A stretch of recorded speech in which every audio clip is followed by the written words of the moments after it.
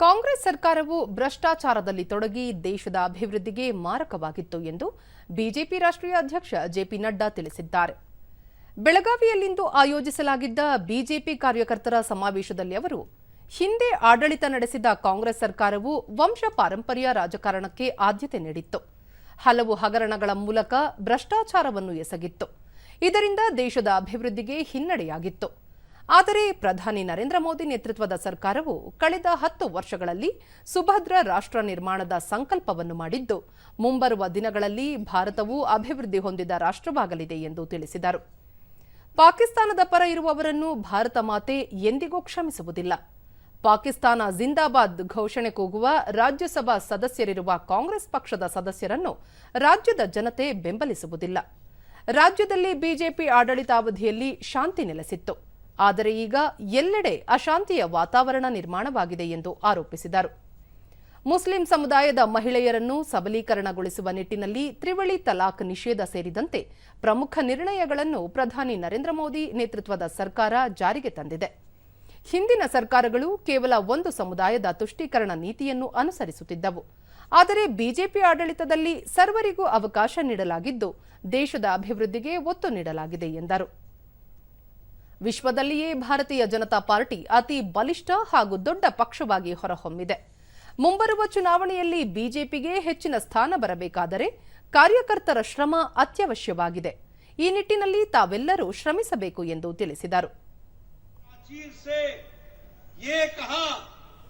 भारत के लोग आलसी हैं, भारत के लोग दुनिया में बड़े अक्लमंद हैं, हमारे लोग थोड़े अक्ल में कम हैं.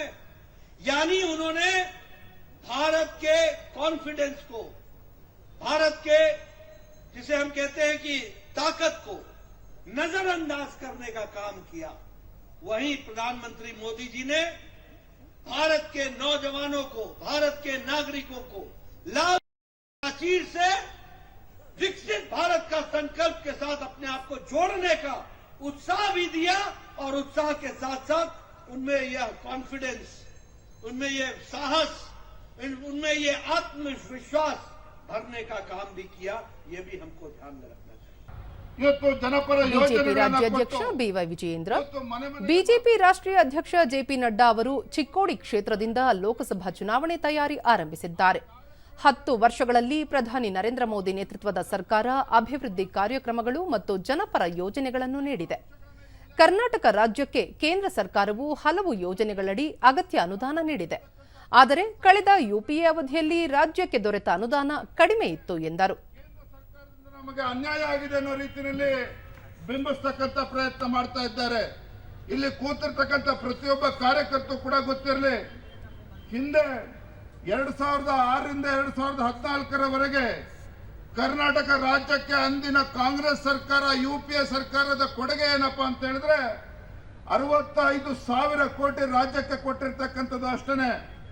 ಆದ್ರೆ ನಮ್ಮ ಹೆಮ್ಮೆಯ ಪ್ರಧಾನಮಂತ್ರಿ ನರೇಂದ್ರ ಮೋದಿಜಿಯವರು ಪ್ರಧಾನಮಂತ್ರಿ ಆದ್ಮೇಲೆ 2014ರಿಂದ 2023ರವರೆಗೆ 2,85,000 ಕೋಟಿ ಅನುದಾನವನ್ನ ಕರ್ನಾಟಕ ರಾಜ್ಯಕ್ಕೆ ನೀಡಿದ್ದಾರೆ.